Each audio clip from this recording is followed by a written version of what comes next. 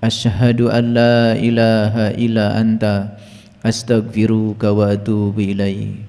Astagfirullahaladzim. Astagfirullahaladzim. Astagfirullahaladzim. Allazi la ilaha illa huwal hayyul qayyum wa atubu ilaih. Min jami'il ma'asi wa dhunub. La haula wa la quwata illa billahil aliyyil azim. Segala puji hanya milik Allah, Sang kehadiran, Sang keberadaan. Dia senantiasa bersama kita, memenuhi seluruh ruang dalam diri kita. Kita tinggal dalam tubuhnya, kita tinggal dalam perutnya Allah. Dia memeluk kita setiap saat, memenuhi seluruh kebutuhan kita, meminjamkan kehidupan lewat nafas kita dari ruang semesta tanpa batas ini. Selama ini barangkali kita hanya terpesona melihat sesuatu tanpa memandang. Padahal yang disebut dengan materi sesungguhnya adalah ruang kosong.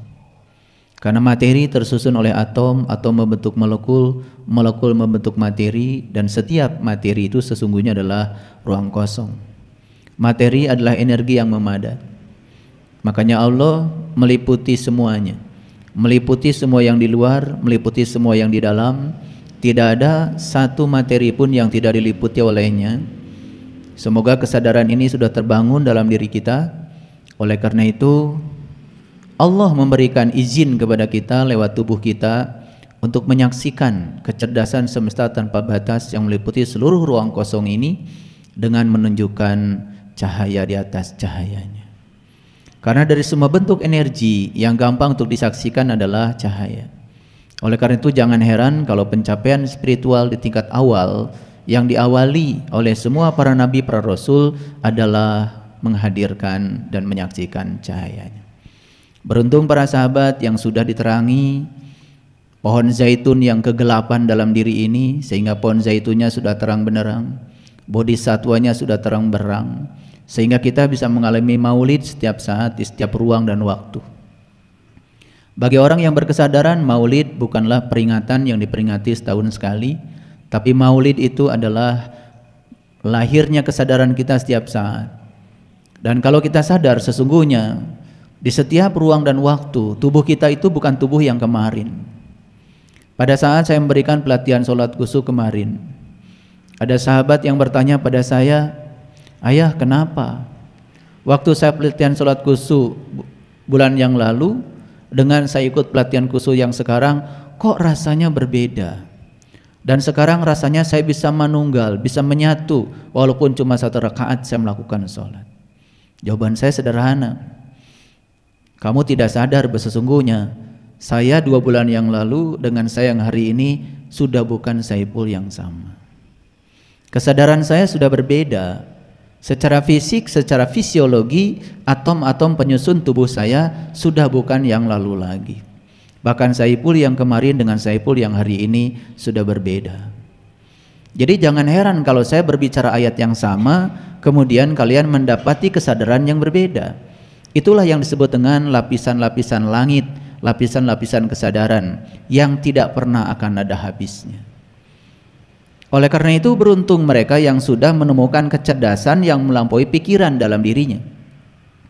Dan orang-orang yang berbicara hanya menggunakan pikirannya, makanya bicaranya akan rugi. Karena apa? Dia hanya mengulang-ulang yang dia tahu.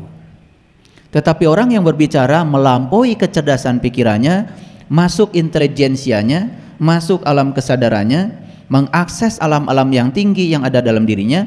Saat dia bicara pun dia dialiri oleh ilmu-ilmu baru. Itu perbedaan orang sadar dengan orang yang belum sadar. Oleh karena itu mari kita berterima kasih pada semesta yang telah meminjamkan kehidupan kepada kita, yang sekarang hadir sebagai detak jantung kehidupan semesta dan sekarang mengalir sebagai energi lembut dalam tubuh kita. Mari kita hening sesaat dan rasakan keberadaannya, rasakan kehadirannya. Dan pada saat yang sama mari kita puji dia bersama-sama membaca hamdalah. Alhamdulillahi rabbil alamin. Mari kita mohon izin dan berkahnya, semoga Allah membukakan pintu kecerdasan yang melampaui pikiran, sehingga hari ini kita akan dialiri, dihujani ilmu-ilmu yang akan melewati intuisi kita, dan kita sapa asmanya dengan kelembutan dan cinta seraya membaca basmalah. Bismillahirrahmanirrahim. Atas namamu ya Allah yang maha pengasih dan maha penyayang, bukakanlah pintu kecerdasan kami, alirilah kami dengan pengetahuan sejati yang akan menjadi syafaat bagi kami, yang akan mensejahterakan lahir batin kami. Amin. Topik kita kali ini seperti yang sudah saya share di grup, berhasil mentertawakan diri sendiri. Siapapun yang hari ini berhasil mentertawakan dirinya sendiri, itu tandanya dia tumbuh. Dan siapapun yang hari ini hanya sibuk mentertawakan orang lain, itu tandanya dia mati. Jadi untuk membedakan orang hidup dengan orang mati sederhana. Orang hidup itu tandanya berhasil mentertawakan diri sendiri, sedangkan orang mati tandanya tidak bisa mentertawakan dirinya, habis seluruh waktunya hanya untuk mentertawakan orang lain. Itu cirinya tumbuh. Dan ciri tumbuh itu berubah. Sesuatu disebut tumbuh kalau berubah. Kemarin itu berupa biji, kemudian keluar tanda-tanda kehidupan dari biji, dan besok sudah jadi batang, besok keluar daun, besok lagi sudah menghunjam akarnya, besok lagi sudah menjadi pohon yang rindang. Itu ciri tumbuh. Dari mana tumbuh itu dimulai? Tumbuh itu dimulai pada saat kita sukses mentertawakan diri kita sendiri. Karena kita terlalu lama mentertawakan orang lain. Hari ini saya akan berbicara tentang diri saya. Karena kalau saya bicara orang lain, pertama saya tidak tahu apa yang dirasakan dan dialami oleh orang lain. Yang kedua, saya membatasi diri karena saya tidak berhak membicarakan siapapun. Saya akan mengawali pembicaraan hari ini dengan perjalanan saya. Saya lahir di sebuah keluarga yang sangat ketat beragama. Orang tua saya, kata orang di kampung, adalah tokoh agama, disebutnya juga kiai. Dan saya beruntung dilahirkan dari ayah dan ibu yang semacam itu. Karena itulah ayah ibu terbaik yang telah menjadikan saya hari ini seperti ini. Dari kecil saya dididik untuk taat beragama. Dari kecil saya sudah diajarkan agama saya apa. Dari kecil saya sudah diajarkan kalau ditanya orang, kamu orang beriman atau tidak? Jawab saja, saya orang beriman. Dan secara tidak sadar itu merupakan sesuatu yang bagi saya saat itu penting, secara tidak sadar. Tapi begitu saya dewasa, saya mencapai kesadaran tertentu, saya mulai berpikir, kenapa ya ayah saya berani-berani ngasih label agama tertentu pada saya, tepat pada saat saya saat itu dalam keadaan belum sadar. Saya tidak pernah ditanya oleh orang tua saya, kamu mau beragama apa? Saya, kalau kalian saya nggak tahu. Makanya saya tidak mau cerita kalian, saya cerita saya. Dan siapapun tidak boleh menggugat saya, karena saya cerita saya. Jadi saya tidak pernah ditanya, saya mau beragama apa, mau ngambil jalan mana, tidak. Karena orang tua saya beragama X, maka saya pun agamanya adalah X. Pada saat saya kecil, ya saya merasa saya sebagai pewaris. Tapi ketika saya dewasa, apa iya saya sudah beragama X yang sebenar-benarnya, atau sekedar saya mewarisi label yang ada pada orang tua saya? Dan secara otomatis kan, kalau saya beragama X, maka ada runtutan yang mengikuti saya, termasuk ritual-ritual agama yang saya anut.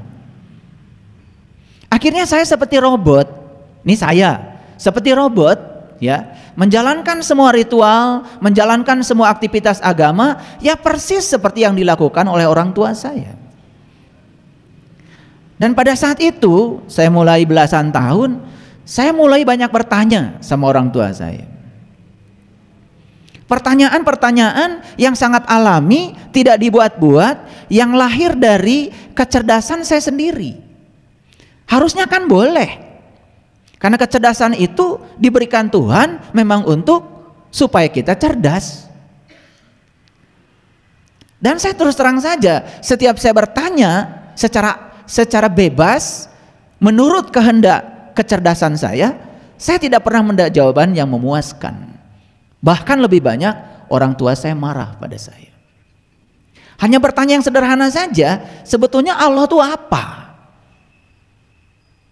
Itu kan pertanyaan alami, hak asasi saya yang harusnya dipenuhi kan oleh orang tua, tapi saat itu saya tidak mendapatkannya.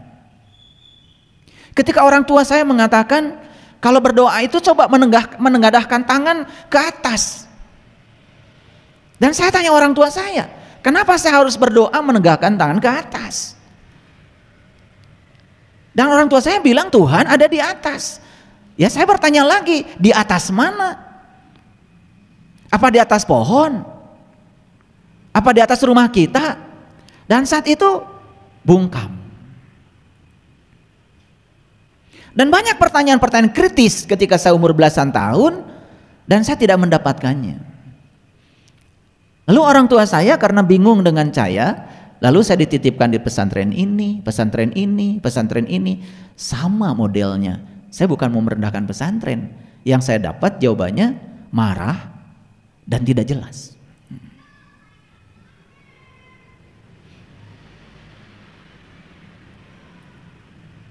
Saya disuruh bersahadat, ya saya disuruh baca aja. Kata bapak saya, sahadat, asyhadu alla ilaha illallah wa asyhadu anna muhammadar rasulullah. Nah saya tanya kan, ini saya. Saya tidak cerita siapa-siapa, supaya tidak konflik, saya tidak cerita kalian, saya cerita saya. Sebetulnya sejak dari kecil, saya ini sudah ada dalam diri saya keinginan tertawa, mentertawakan diri saya sendiri. Tapi saat itu tertawa saya tertahan. Dan saya baru tertawa lebar-lebar sekarang. Makanya suka mengajak kalian tertawa kan? Itu sekarang. Saya tertahan karena takut kalau saya tertawa marah lagi orang tua saya. Saya coba disuruh syahadat. Asyhadu an la ilaha illallah, aku bersaksi tiada Tuhan selain Allah. Kan saya bersyahadat dengan mulut saya. Kan bersaksi itu semua dengan mulut. Dan saya cuma bertanya, apa boleh saya bersaksi dengan mulut saya? Kan saya belum tahu Allah. Bapak saya cuma menjawab, gak usah banyak nanya, ikuti saja. Nah ketidakpuasan ini kan jadi penyakit bagi saya. Tapi ketidakpuasan inilah yang mendorong saya untuk berjalan melakukan proses pencarian tentang jati diri saya, termasuk juga hal-hal yang masuk akal bagi saya. Kan syahadat itu bersaksi kepada Allah dan bersaksi pada Rasul. Sedangkan saya tahu Nabi Muhammad sendiri sudah meninggal 1500 tahun yang lalu. Fotonya saja sampai sekarang saya belum pernah lihat. Sementara saya harus bersyahadat kepada beliau. Coba saya ini, kalau kalian kan gak seperti saya. Saya kan bingung. Mau tertawa saya juga takut dimarahi.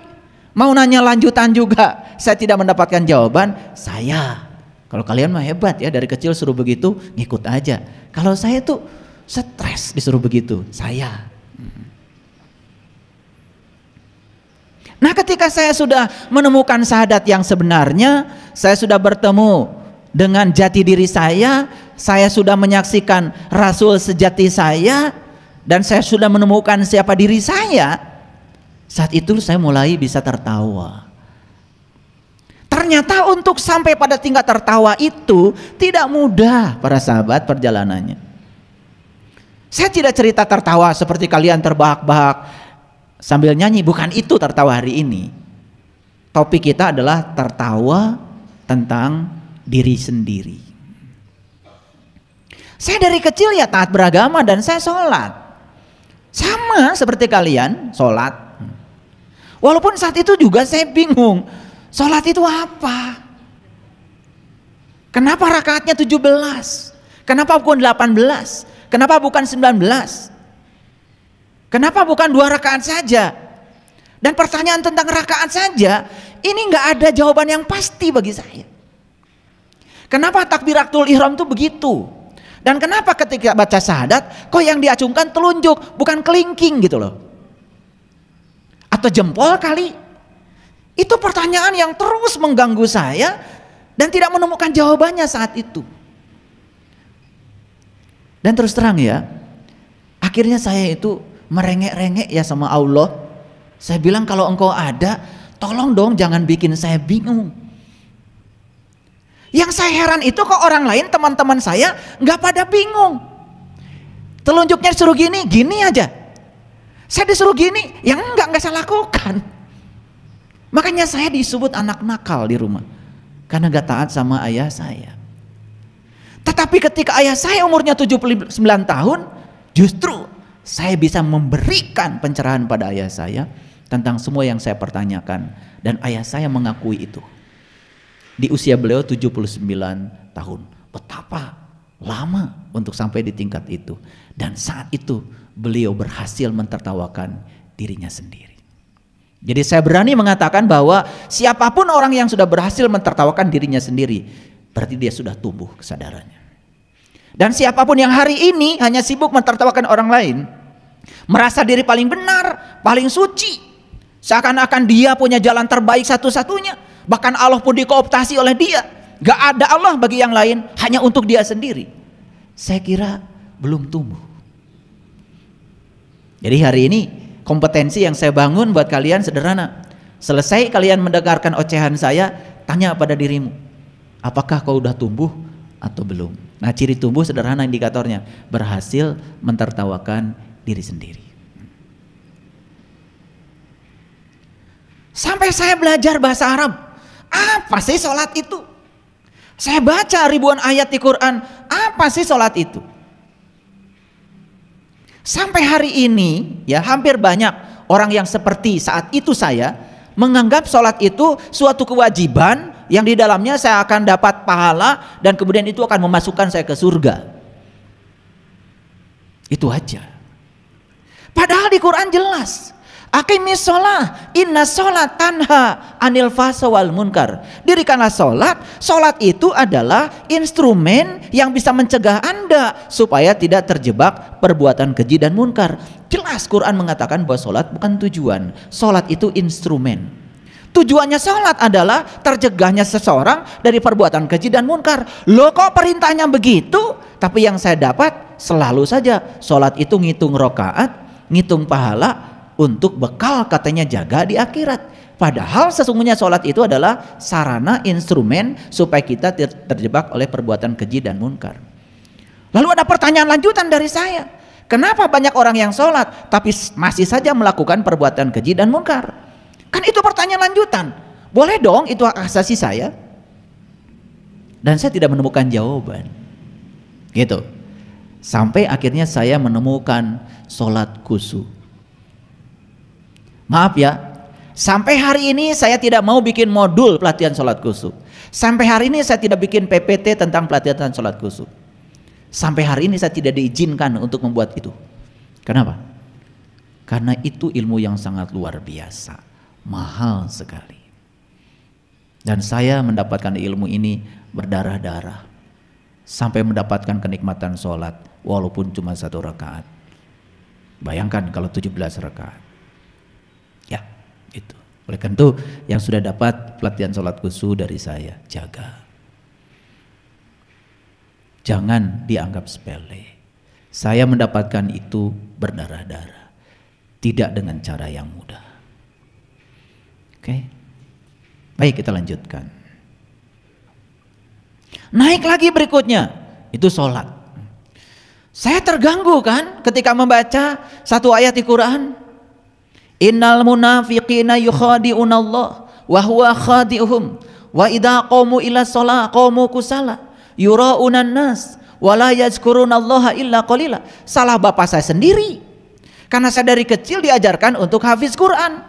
Jadi kan saya tahu ayat-ayat itu. Saya diajarkan bahasa Arab, saya jadi ngerti isi ayat itu. Di ayat Quran dikatakan sesungguhnya orang munafik itu adalah orang yang sholat. Satu sholatnya malas, dua sholatnya ria, tiga sholatnya ingat Allahnya sedikit. Sedangkan saat itu saya boro-boro ingat Allah sedikit, gak ingat Allah sama sekali karena saya gak tahu Allah. Yang luar biasanya saya saat itu, gagah saya. Kalau saya udah ceramah agama di depan publik, oh gagahnya kayak apa? Apalagi kalau sudah pakai sorban.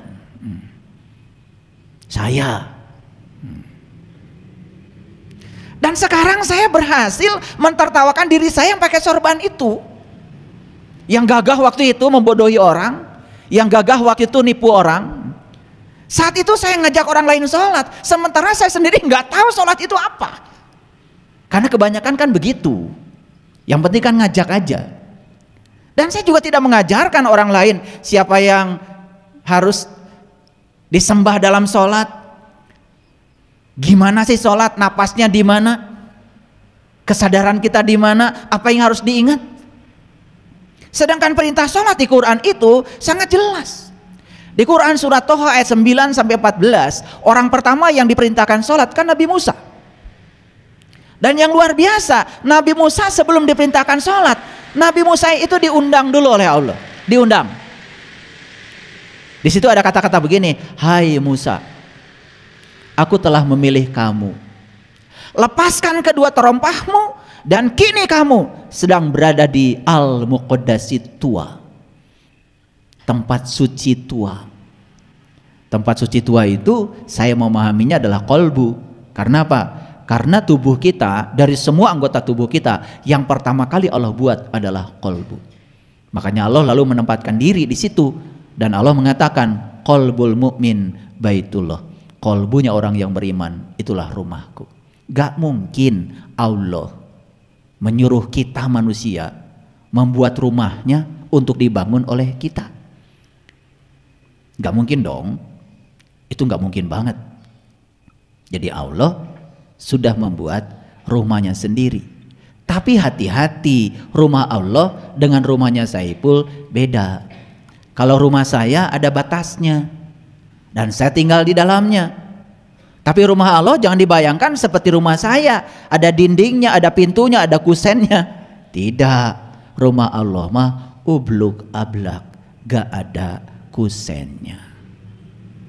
Walaupun untuk masuk ke sana tetap harus lewat pintunya, harus ada kuncinya. Tapi bukan berarti Allah tinggal di situ. Karena kalau Allah tinggal di situ berarti dia tidak tinggal di tempat lain.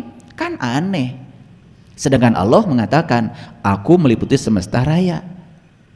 Jadi kalau Allah meliputi semesta raya, jelas dong Allah bukanlah suatu sosok. Yang meliputi tidak mungkin sosok, yang diliputi jelas sosok.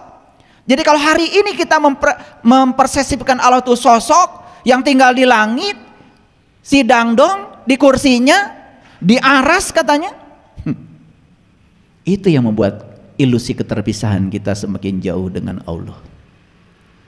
Lupa ya, kemarin kita mengiris-ngiris bawang dan karena ngelamun kemudian teriris tangan kita. Hari pertama mengering, hari kedua sembuh, hari ketiga bekasnya pun tidak ada. Pernahkah kalian berpikir siapa yang menyembuhkan? Bagaimana sel-sel yang terkoyak itu kok bisa sempurna kembali? Kan kalian bisanya cuma mengiris, tetapi kan yang menyembuhkan dia. Apa dia tidak hadir di telunjuk kita yang teriris itu? Masihkah kita mencari dia di tempat lain? Bukankah dia meliputi Anda Bahkan Allah mengatakan saking meliputi kita, beliau ngasih alamat lebih dekat daripada urat nadi leher kita. Sedangkan perintah sholat di Quran jelas, aqimis sholata li zikri, sholat itu untuk mengingat aku. Jadi tidak mungkin seseorang tiba-tiba disuruh sholat sementara dia belum bisa mengingat dia. Maka Nabi Muhammad kan mi'raj dulu baru sholat. Berarti ada perjumpaan dulu dong sebelum terjadi persembahan. Ada perjumpaan dulu dong sebelum Nabi Muhammad bisa mengingat dia. Kan gak mungkin bisa mengingat kalau tidak ada perjumpaan. Jadi sangat masuk akal kalau Nabi Musa sebelum diperintahkan sholat di Quran surat Toha diundang dulu oleh Allah. Allah mengatakan begitu kok, ya Musa, hai Musa, aku telah memilih Anda. Pertanyaannya kenapa Musa dipilih Allah? Karena Musa ingin dipilih, bukan Allah pilih-pilih. Hati-hati. Jadi kalau Anda ingin dipilih seperti Musa, ya Anda harus ingin dipilih. Maka Allah akan memilih. Karena Allah hanya memilih mereka yang ingin dipilih. Jadi sebetulnya Allah ingin mulai semuanya dari diri kita sendiri. Siapa yang punya kehendak dikehendaki. Yang tidak punya kehendak tidak akan dikehendaki. Siapa yang ingin dipilih ya harus ingin dipilih. Maka Allah akan memilih. Nah, kenapa Musa dipilih? Mungkin kita masih berpikir, oh karena Musa itu Rasul. Begitu. Nah, ini ada yang salah pemahaman kita selama ini. Karena menganggap Rasul itu manusia-manusia yang diunggulkan Allah. Dan kita menganggap diri kita ini manusia-manusia yang tidak diunggulkan Allah. Emang mau punya Allah begitu? Yang ini diunggulkan, yang ini nggak diunggulkan. Sedangkan Allah adalah Maha Adil. Saya ingin kasih tahu sebetulnya para nabi, para rasul hebat karena dirinya sendiri ingin hebat, bukan dihebatkan oleh Allah. Karena selama ini kita sering mengatakan, oh para nabi, para rasul itu hebat karena dihebatkan Allah. Bukankah kita menghina mereka? Sederhana kok. Yang ini anak rakyat, yang ini anak pejabat. Yang ini bisnisnya hebat, yang anak pejabat. Yang ini biasa-biasa saja. Karena yang ini difasilitasi, yang ini tidak. Mana yang terhormat?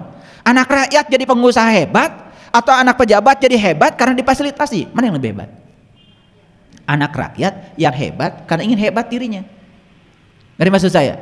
Berarti yang terhormat itu kan sebetulnya yang hebat karena dirinya ingin hebat, bukan hebat karena difasilitasi oleh orang yang sudah hebat. Ngerti maksud saya? Jadi kalau kita mengatakan para nabi dan para rasul itu hebat karena dihebatkan Allah, secara tidak langsung kita sedang merendahkan martabat para nabi dan para rasul sendiri. Padahal mereka itu hebat karena dirinya ingin hebat. Jadi sebetulnya Allah memberikan kesempatan yang sama buat semua orang kalau ingin hebat. Paham maksud saya? Maka kan di Quran dikatakan, in kuntum tuhibbunallah fattabi'uni yuhibbukumullah. Siapa yang ingin dicintai Allah, ikuti aku. Kata para rasul, yuhibbukumullah, maka Allah akan mencintai kamu seperti Allah mencintai aku. Kan gitu. Artinya para rasul pun mengatakan bahwa Anda dengan saya bisa mencapai capaian yang sama. Terasa nggak mahadilnya Allah? Nah, banyak sekali di sini ya persepsi yang salah. Ketika orang lain hebat, wah kan dia mah rasul. Terus Anda, ya saya kan manusia biasa. Sedangkan Rasul sendiri disuruh bilang oleh Allah bahwa mereka manusia biasa. Kan itu dinyatakan di Quran. Kul innama ana basyarum mislukum. Katakanlah hai para nabi, para rasul bahwa Anda manusia biasa seperti yang lain. Itu Quran. Nah kalau kita punya persepsi yang semacam itu, wah itu mah Rasul. Rasul itu ada mukjizatnya. Kalau kita nggak mungkin dapat mujizat, mau punya Allah yang begitu. Saya dari kecil aja udah nggak mau punya Allah kayak gitu. Kata bapak saya, rezeki sudah ditentukan Allah. Saya kan pernah nanya sama bapak saya, Pak, kenapa kehidupan kita tuh miskin amat? Sehari makan, sehari enggak. Kalaupun makan hari kedua, semua karbohidrat. Iya. Bedanya yang ini nasinya basah, yang ini nasinya kering. Namanya gelendar. Legendar itu apa namanya tuh? Ya sama-sama nasi lah. Yang ini nasi basah, ini nasi kering. Itu yang dibuat ibu saya. Tapi itu sudah mewah saat itu. Sekarang kan saya baru bisa tertawa. Kalau itu sama-sama nasi. Ini tipe versi basah, ini versi kering. Itu aja. Paham? Gitu. Lalu bapak saya mengatakan, ya rezeki sudah ditentukan Allah. Saat itu saya bingung. Allah itu semena-mena ya. Gitu. Tetangga saya duitnya banyak.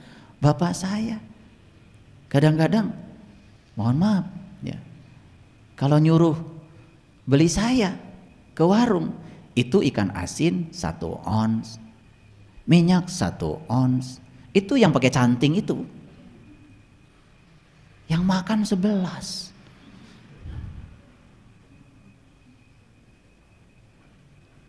Dan saat itu saya mulai tidak percaya kalau Allah itu begitu, nggak percaya. Allah saya kayaknya nggak gitu lah, itu Allah bapak saya.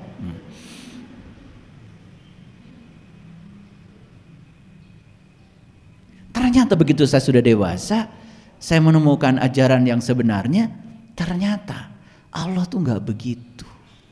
Allah tuh menyediakan rezeki yang sama buat semua orang, menyediakan kebahagiaan yang sama buat semua orang, menyediakan kesempatan yang sama untuk mencapai dia untuk semua orang. Kenapa kita berbeda? Yang membedakan ya cara kita mendapatkan rezeki.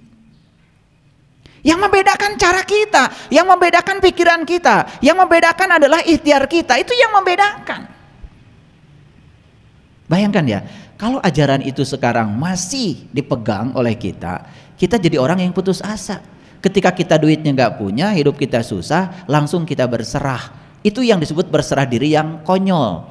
Katanya rezeki sudah ditentukan oleh Allah, dan takdirnya katanya saya mah bagian jadi orang miskin. Ya sudah, kamu akan terus begitu. Paham maksud saya? Naik lagi, tadi kan baru syahadat, sholat, kemudian apa? Zakat. Saya cari referensi, apa sih zakat itu? Kenapa wajib zakat? Ternyata zakat itu kan bahasa Arab yang artinya adalah mensucikan. Apa yang bisa disucikan? Yang bisa disucikan kan cuma jiwa. Tubuh kita tidak bisa disucikan, tidak bisa disucikan. Jadi kalau Anda yang sudah zakat harta, jangan mentang-mentang dan sombong.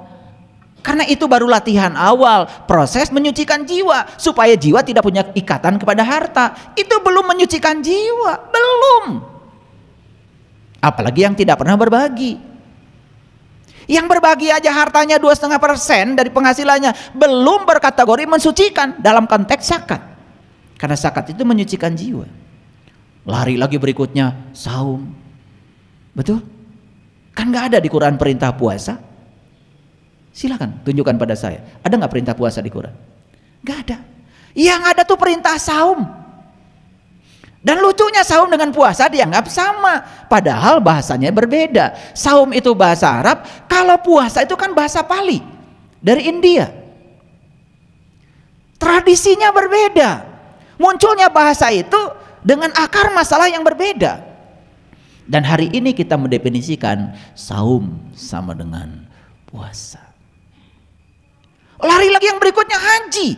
Haji berkunjung ke Baitullah. Dan hampir semua orang sepakat yang namanya Baitullah itu adalah tempat yang di Mekah, yang disebut dengan Ka'bah. Sedangkan Allah mengatakan di Quran, ya, Inna awala baitin wudi alinas lalati bibakata mubarakah. Yang namanya Bakah al Mubarakah itu tempat tersembunyi yang diberkahi, tersembunyi loh, nggak kelihatan. Itu yang disebut dengan Bakah al Mubarakah. Itu yang disebut dengan bait Allah. Makanya semua diperintahkan untuk haji. Walillahi alanas hijul bait. Wajib setiap manusia berkunjung ke bait Allah. Kalau setiap manusia wajib berkunjung ke Baitullah, harusnya nggak boleh ada batasan. Tetapi secara syar'i, bukankah ada batasan? Kalian yang beragama tertentu tidak bisa semua bisa pergi ke Mekah. Apalagi gak punya duit. Yang punya duit tidak bisa pergi ke sana karena ada kuota. Karena ada kuota, kemungkinan kita baru bisa pergi ke sana setelah mendaftar baru 35-40 tahun yang akan datang setelah dihitung. Terus mau nunggu. Sedangkan yang bisa pergi ke sana kan dibatasi oleh keyakinan. Sedangkan Quran mengatakan bahwa berkunjung ke rumah Allah itu kewajiban setiap manusia. Nah, ini kan sebetulnya hanya sebuah pertanyaan saya pada diri saya. Sekali lagi, saya tidak sedang berbicara Anda. Saya sedang berbicara saya untuk diri saya. Kalau kalian nggak pernah nanya, hebat.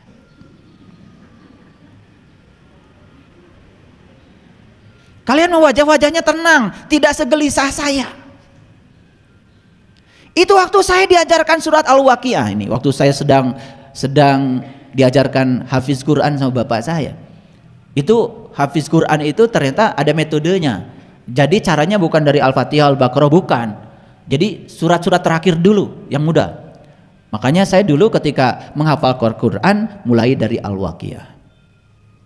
Gak tahu tuh metode orang tua saya begitu. Kemudian turun ke bawah, baru nanti naik lagi ke atas. Baru hafal semuanya. Nah, di Quran surat Al-Waqiah kan ada kata-kata begini, falaula idza balagatil hulqum wa antum hina idzin tanzurun wa nahnu aqrabu ilai minkum walakin la tubsyirun. Ketika nyawamu sampai di kerongkongan, pada saat itu kamu harus melihat, kata Allah. Aku lebih dekat kepada kamu, tetapi kebanyakan manusia saat itu tidak melihat. Wah, saya saat itu kayak disambar geledek itu baca ayat itu.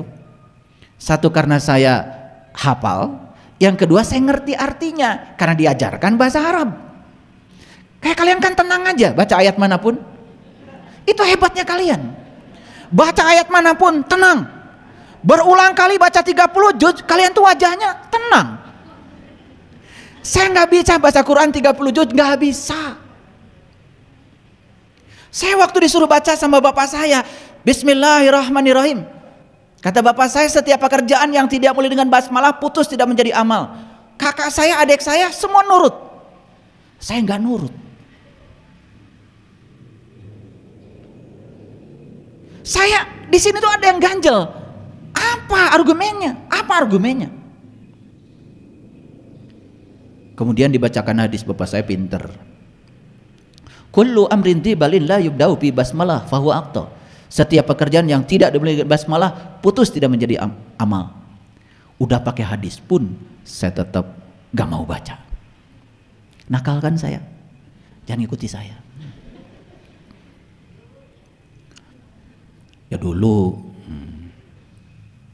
Dan kalau dulu saya nggak nakal, saya sekarang nggak bisa ngajarin kalian.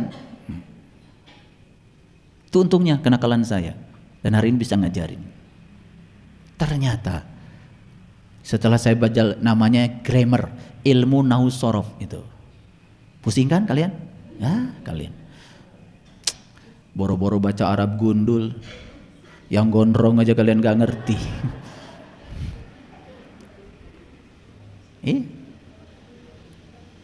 Saya di pesantren dulu disuruh baca kitab kuning. Kitab kuning tuh warna kertasnya kuning, udah gitu Arabnya gundul, kecil-kecil lagi. Waduh. Ya karena saya taat sama guru, saat itu saya belajar. Begitu saya sudah dewasa, saya udah ketemu kitab kuning yang sebenarnya.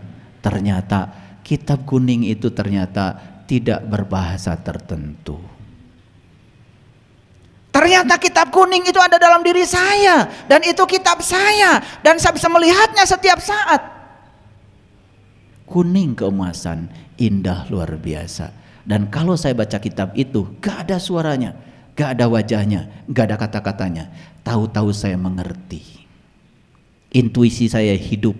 Saat itu terjadi resonansi saya dengan alam tinggi. Tanpa kata, tanpa suara. Makanya kata Nabi, pintar tanpa belajar, cerdas tanpa berlatih. Dulu saya baca kitab kuning yang Arab gundul itu.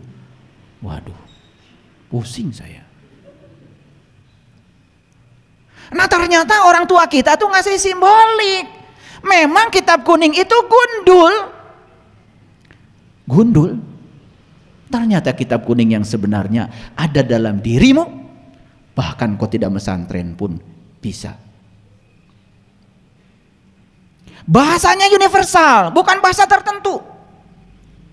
Dan bahasa itu tidak ada katanya, tidak ada suaranya, tahu-tahu mengerti. Itu yang disebut dengan tubuh intuitif. Makanya siapapun yang sudah mencapai tubuh spiritualnya, maka tubuh intuitifnya hidup. Siapapun yang sudah hidup tubuh intuitifnya, tubuh mentalnya hidup. Siapa yang sudah tumbuh mentalnya, maka tubuh energinya hidup. Siapa yang tubuh energinya sudah hidup, tubuh fisiknya sehat. Maaf ya, banyak yang mengklaim dirinya guru spiritual, bengek.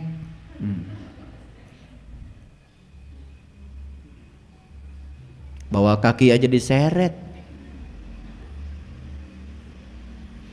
Kan sebetulnya ada masalah dengan spiritnya.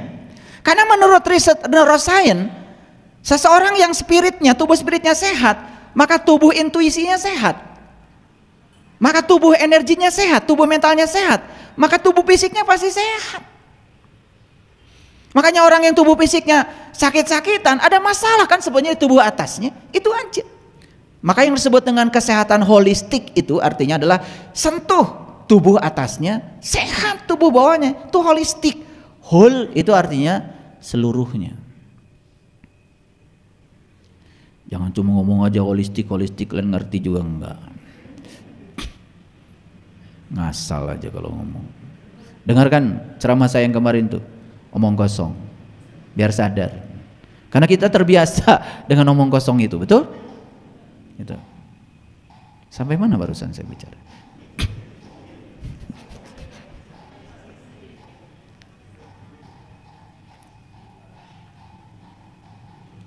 Jadi banyak sekali di sini ada konflik. Ketika saya baca Al-Waqiah, ketika nyawamu sampai di kerongkongan, pada saat itu kamu harus melihat. Dan aku lebih dekat kepadamu, tapi saat itu kebanyakan manusia tidak melihat. Wah, saya bergetar jantung saya. Di sini timbul pertanyaan dari situ. Ya Allah. Jadi nanti kalau saya mati, saya termasuk yang melihat atau tidak melihat? Ya Allah, kalau saya termasuk yang melihat, apa yang harus saya lihat? Ya Allah, kalau saya harus melihat, dengan mata mana saya melihat? Karena saya sadar saat mati kan mata ini sudah nutup, sementara harus lihat.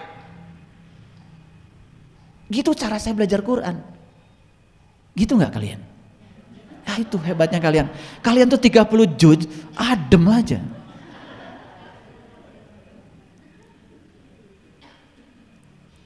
Saya baca satu ayat aja di situ sudah itu.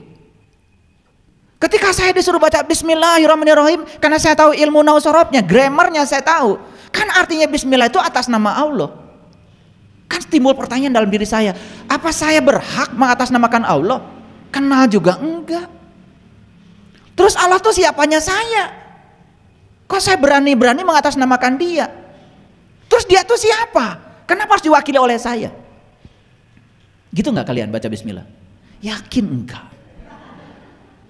Makanya kalian itu hebat. Hebat sebetulnya. Suruh baca Bismillahirrahmanirrahim, pokoknya apapun baca Bismillah. Betul nggak? Makanya itu yang terjadi. Mau masak Bismillahirrahmanirrahim. Betul? Iya. Sedikit ada gangguan, marah. Betul? Iya. Masakannya tumpah, marah. Itu bismillahmu. Iya. Naik mobil sih pakai bismillah. Bismillahirrahmanirrahim. Udah bener. Begitu jalan mobil, ada angkot nurunkan penumpang, nit. Itu bismillahmu. Betul nggak? Padahal yang diwakili itu Allah yang Maha Pengasih, Maha Penyayang.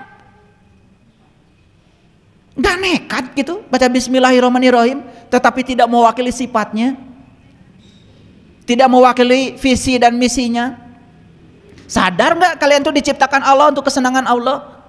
Sadar kau diciptakan Allah untuk menjadi kepanjangan tangan Allah, menyampaikan cinta kasih Allah? Kenapa Allah menyuruh kita Bismillah? Supaya sadar bahwa kita ini tangan Allah. Maka Allah bilang di Quran, yadullah fawqa aydihim, tanganmu tuh tanganku, kata Allah. Ini tangan Allah, bukan tanganmu. Dan tangan ini hanya satu tujuannya, untuk kesenangan Allah, bukan untuk kesenanganmu. Gitu bismillahnya. Enggak. Makanya kalian suruh baca bismillah, lancar. Sama ketika saya dulu, ya, cuman bertanya, kenapa setiap ada orang mati atau mau mati, baca Yasin. Jadi kenapa saya bikin satu ceramah saya, satu CD surat Yasin, sebetulnya itu latar belakangnya. Setiap ada orang yang mau mati atau sudah mati, pasti yang dibacakan surah Yasin. Pengen tahu saya, Yasin itu apa sih isinya? Begitu saya tahu isinya, dari Yasin sampai wa ilaihi turja'un, ternyata tidak ada pesan kalau Yasin itu buat yang mau mati atau yang sudah mati. Justru untuk kalian yang masih hidup, supaya bisa mati.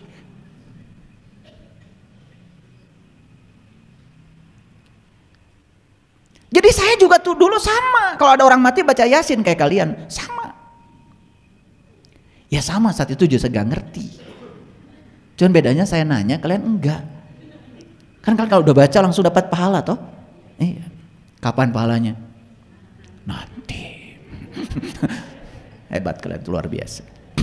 Hebat lah. Ketika saya baca Yasin, wahai Sin, di situ saya diam. Siapa yang dihaikan ini dan siapa yang menghaikan? Di situ aja nggak lanjut saya. Saya baca surah Yasin itu terbata-bata, nggak lancar kayak kalian. Kalian kan baru 15 menit udah langsung selesai, betul nggak? Luar biasa. Saya baca baru Yasin, berhenti saya di situ. Otak saya mulai jalan. Yasin, wahai Sin. Kan ada pertanyaan bagi saya, siapa yang menghaikan dan siapa yang dihaikan, kan gitu? Gitu nggak kalian? Hebat kalian itu. Luar biasa memang. Makanya saya itu gak secepat kalian belajar. Kalian langsung wa ilaihi turja'un. Saya lambat di situ. Lalu saya tanya lagi, kenapa iya itu titiknya 2 di bawah? Kenapa sin itu geriginya 3? Sekarang mulai nanya, gak mungkin sekelas Nabi Muhammad nulis sesuatu sembarangan. Gak mungkin. Dan kenapa kata sin ini sering sekali disebut-sebut ketika baca sholawat? Salatullah, salamullah ala toha rasulillah. Salatullah, salamullah ala yasin habibillah, ala yasin habibillah. Sadar saya, ternyata Yasin itu habibillah, orang yang cintai Allah. Siapa habibillah itu? Apa kita tidak ingin jadi habibillah? Apa tidak ingin kita itu dipanggil Yasin? Kenapa geriginya 3? Ternyata di Quran surat Al-Maidah Allah jelaskan, laqad kafarul ladzina qalu innallaha salisu salasa. Kafirlah orang-orang yang mengatakan sesungguhnya Allah satu dari yang 3. Ternyata konsepsi tentang Allah itu dijelaskan dalam kitab Syirur Asrornya Syekh Abdul Qadir Zailani, Nurullah, Nur Muhammad, Nur Insan. Makanya syahadat itu Nur Insan menyaksikan Nurullah, Nur Iksan menyaksikan Nur Muhammad. Disitulah sinnya ketemu. Oh, berarti saya harus memperbaiki syahadat saya supaya saya bisa merasakan syahadat yang sebenarnya, supaya saya berhak untuk dipanggil Yasin. Begitu sampai di titik itu, wal Qur'anil Hakim, temukanlah bacaan yang bijaksana. Karena otak kita ini sudah konsepnya udah begitu. Begitu dengar kata Quran yang terpikir adalah itu. Padahal kalau kita lihat dari bahasa Arab, Quran itu dari qara ayaqra Qur'anan. Quran itu artinya sesuatu yang harus kau baca. Dan ternyata tidak semua orang bisa baca. Yang tulisan itu maksud saya, kan tidak semua orang juga bisa berbahasa Arab. Ternyata ada Quran sejati yang bisa dibaca oleh setiap orang, termasuk ibu saya yang buta huruf pun bisa baca. Makanya di Quran ada perintah Iqra kitabaka kafa binafsika al-yauma 'alaika hasiba. Bacalah kitabmu dan itulah juru selamatmu. Itu kitab tidak ada bahasanya. Itu yang disebut dengan bacaan yang bijaksana. Wal Qur'anil Hakim. Wal Qur'anil Hakim. Innaka laminal mursalin. Sesungguhnya ente adalah utusanku. Siapa utusan Allah? Ya siapa saja yang diutus oleh Allah, terserah Allah. Allah siratal mustaqim, yang akan menunjukkan ke jalan siratal mustaqim. Apa tuh jalan siratal mustaqim? Jelas di Quran. Siratal ladzina an'amta alaihim, jalannya orang-orang yang diberi nikmat. Siapa yang diberi nikmat? Jelas di Quran. Wa may yuti'illah wa rasulahu fa ulaika ma'al ladzina an'ama Allahu alaihim minan nabiyyin wasyiddiqin wasyuhada. Orang yang diberi nikmat cuma 4. 1 para nabi, para siddiqin, para syuhada, dan para solihin. Masuk kalian salah satu dari 4 saja, udah keren. Maka kalian sudah termasuk orang yang diberi nikmat. Kalau kalian sudah termasuk orang yang diberi nikmat, berarti kalian sudah masuk ala siratil mustaqim. Sampai situ aja dulu Yasinnya, udah keren. Apalagi sampai wa ilahi tur, itu ya. Jadi ternyata Yasin bukan untuk yang mati. Yasin itu untuk yang hidup supaya bisa mati dan kembali kepada alam asalmu. Ini.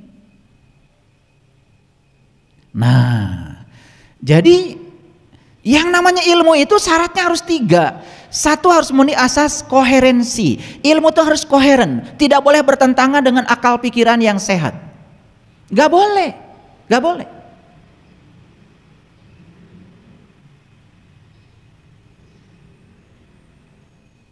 Yang kedua, ilmu itu harus memenuhi asas korespondensi.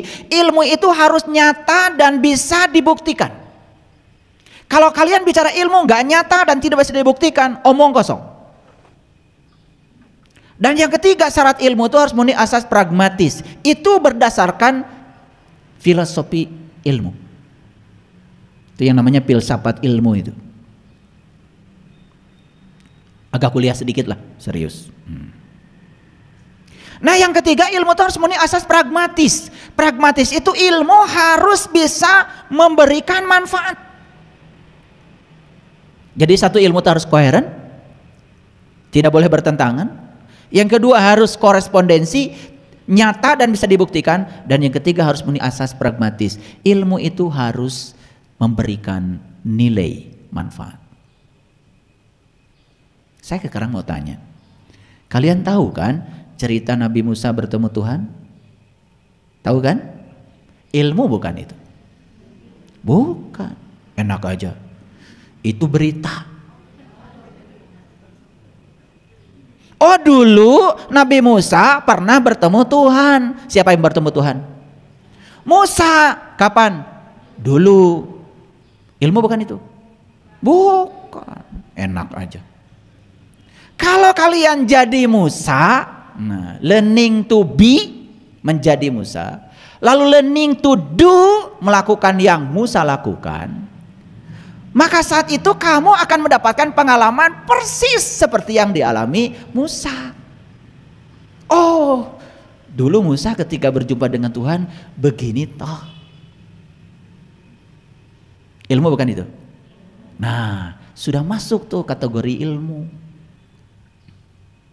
Jadi kalian cekokin otakmu dengan banyak pengetahuan, apal ini, apal ini, apal ini, apal itu bukan ilmu. Apalagi kalau menggunakan taksonomi kognisi. Namanya ilmu itu harus memenuhi 6 kriteria. Satu kriteria pertama adalah dapat diingat. Yang kedua dapat dipahami. Yang ketiga dapat diterapkan. Yang keempat dapat dianalisis. Yang kelima dapat dievaluasi. Dan yang keenam dapat disintesa. Sehingga ilmu itu hasilnya adalah produk. Sekarang kalian tahu kalau dulu ada pemuda masuk ke dalam gua. Namanya Ashabul Kahfi. Ilmu bukan? Bukan. Sepanjang kalian tidak jadi Ashabul Kahfi, pertanyaan saya, lu ini kapan mau masuk ke dalam gua? Oh, dulu para pemuda masuk ke dalam gua, gara-gara masuk ke dalam gua dia jadi pemuda yang beriman gitu. Jadi syarat untuk iman harus masuk ke dalam gua. Jelas sekali. Nah, sekarang kalian kapan mau masuk ke dalam guanya? Enak-enak aja ngaku iman. Kan ilmu itu harus memenuhi asas. Ini kalau berbicara filsafat ilmu. Agak kuliah sedikit. Ini kuliah buat S4. Ya, tahu S4? Ya, susah senyum, senang senyum. Itu sekolah paling tinggi itu. Sekolah paling tinggi S3. S4. Susah senyum, senang senyum. Benar tuh belajar.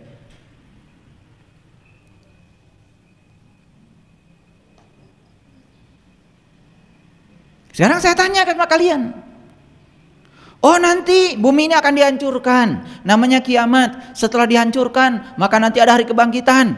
Semua dari kuburan akan para cenghul, bahasa Inggrisnya. Setelah itu dibariskan. Betul, masuk alam hisab. Gitu?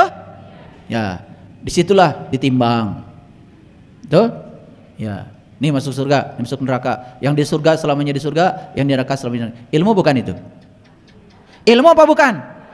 Cek pakai asas koherensi. Masuk akal enggak? Apakah ada di Quran yang menyatakan Allah itu maha penghancur sehingga dunia ini dihancurkan? Kan enggak ada. Yang ada tuh Allah itu maha pencipta. Bahkan saat dirusak oleh manusia, Allah perbaiki. Loh, kok kiamat jadi hancurnya alam semesta? Bukannya kamu suka bangkit tiap malam? Namanya Qiyamul Lail. Kenapa jadi tidak koheren dengan kiamat yang ini?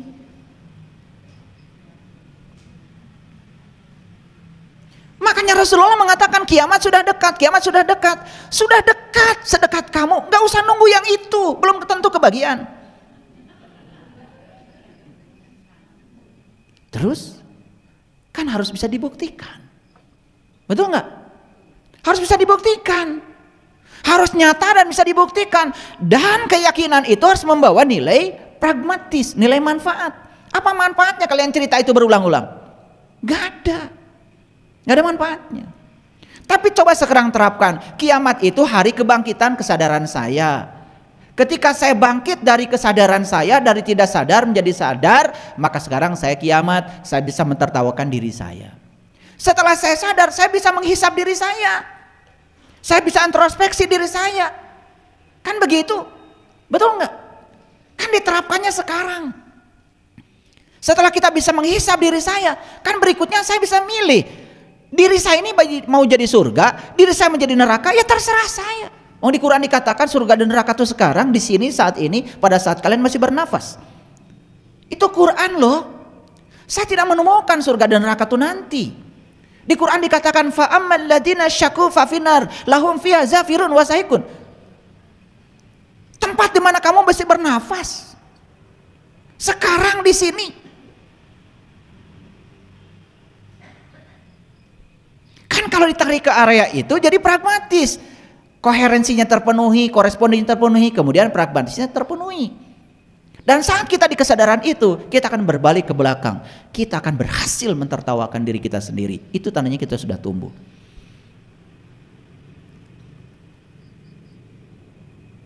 Kenapa ya kok saya semangat sekali hari ini?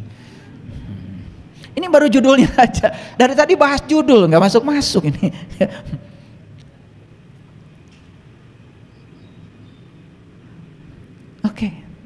Sekarang saya masuk dulu deh sedikit ke sini. Sayang saya udah bikin ini. Kapan kita mulai bisa mentertawakan diri sendiri? Kapan? Yang pertama, saat kita tahu bahwa kita tidak tahu. Ulangi. Saat kita tahu bahwa kita tidak tahu. Karena dulu kita sok tahu. Pada saat kita sok tahu, ayo jawab pertanyaan saya. Pada saat kita sok tahu, pada saat kita tidak tahu, dan kita tidak tahu bahwa kita tidak tahu, pertanyaan saya, apakah kita bisa mentertawakan diri sendiri? Ulangi, saat kita tidak tahu, dan kita tidak tahu bahwa kita tidak tahu, tetapi saat itu kita sok tahu, diberitahu tidak mau tahu, di posisi itu saya tanya, jujur ya, apakah kalian bisa mentertawakan diri kalian? Gak bisa. Yang bisa mentertawakan dirinya adalah orang yang sadar kalau dirinya tidak tahu. Itu ciri tumbuh yang pertama. Jadi kalian berada di sini, itu sudah membuktikan bahwa kalian mulai tumbuh. Karena ketemu dengan saya itu sangat berbahaya. Ketemu dengan saya, kalian akan jadi cerdas. Itu bahayanya.